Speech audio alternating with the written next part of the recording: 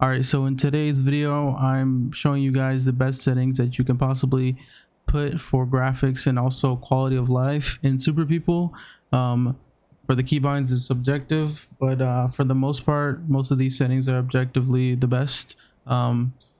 Starting off with the graphics, it's going to be pretty straightforward. You guys play games, so you guys know pretty much what graphics do. So full screen mode, you want to have that on exclusive. And then you can put your frame limit on if you want to. If you have a NVIDIA card, I recommend putting on low latency mode. If you have a really nice GPU, or if it's not bottlenecking your CPU, then you can put it on boost. But if not, then just put it on regular. If you don't know, put it on regular, because regular won't hurt. But next part is your FOV. I recommend going up anywhere from 90 to max. But it's personal preference. The lower your FOV, it will give you more frames, but you'll see a lot less. So that's just a tip for you to know. You probably already know that. For the graphics tab, I pretty much have everything on low, very low, and the textures on medium. Just squeeze out extra FPS. And also, if you have your textures below medium, then your skins on your weapons will be fuzzy and other stuff will be fuzzy, but medium's the cutoff. And then at the bottom, sharpening, I don't really mess with too much. I mean, you can mess with it as much as you want to. It doesn't hurt your FPS much at all, so you can go crazy with the sharpen. And then at the bottom, I don't really mess with this. If you guys want to, you can test this out, but I have no experience with it because I have a 1060, so I don't have the option for those. So in the audio tab, you can skim over it. Music, I have that off. That's the only thing I really mess with. And the controls, these are important. So your vertical sensitivity, you don't want to touch at all. It will mess with your aiming. The recoil might feel hard at first if you're a beginner, but you'll get used to it by going into the training grounds and testing your aim and testing different weapons and stuff. So the general sensitivity is your hip fire sensitivity. That's the main thing you want to mess with your sense if you're trying to mess with your hip fire sense. I also, a quick fact is that in third person mode, your sense is a lot slower than your first person mode. So when you're messing with your sensitivity, I recommend pressing V or whatever your change view button is to go into first person when you're messing with your sensitivity.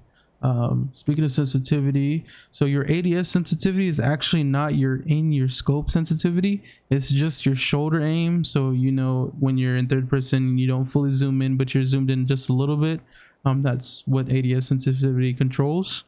But the universal scope sensitivity is the thing you actually want to mess with for your in. So when your guns, when you can see your optic, is when that universal scope sense is affecting. So you can fiddle with that. I just keep it on 25. But for the key input method tab, I recommend changing your your run to toggle. So basically you just press sprint once, and then the rest of the game you will be full sprinting at all times when you press W, even when you stop. The only way it changes if you press it again on accident or if you press it again on purpose, whatever. That's one thing I recommend you change for sure. I don't really slide, so I don't care about this whole duration on the slide. For the keybinds, these are all personal preference. I will say that you should change the ADS to right click on the ADS only. That will make sure that when you're in your scope looking at your optic or your red dot, you will actually zoom all the way in. If you have it on aim only or aim scope mode, it's not going to actually be your full ADS. So I only play first person as well, but it is the same concept in third person, so I recommend changing that one. Everything else is whatever you want. I have my active skill 1, which is my seeker slide or your nuclear or your teleporter TP on the mouse side button, just so it's easier to press.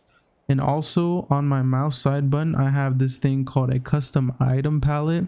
This is a very important, if you guys don't know about this, it's basically a heal wheel, like from a game like Apex. If you've played that, just the healing wheel. It's really nice to have on your mouse button or whatever. Something is super accessible. Also, I recommend binding use super capsule to a button that you can press.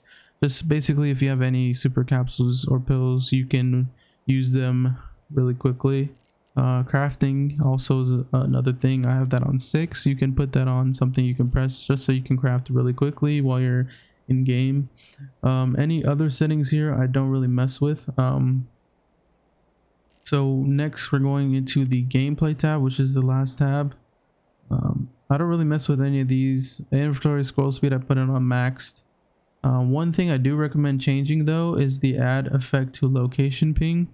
So when you ping, there's a big beacon. So I changed it so only when you're parachuting there's a big beacon, so you can know where you're landing when someone else pings.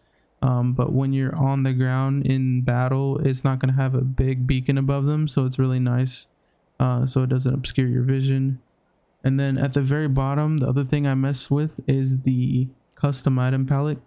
You can basically rearrange the items in the custom item palette that I was talking about that I had you bind earlier.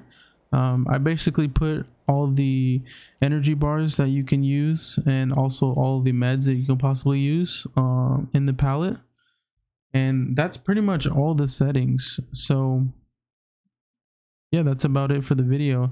If you guys found it helpful in any way, then feel free to leave a like, comment, subscribe, and I appreciate all of you for checking out this video, and I hope it helped you in some way, shape, or form, and I will see you guys in the next one, and I'm out. Peace.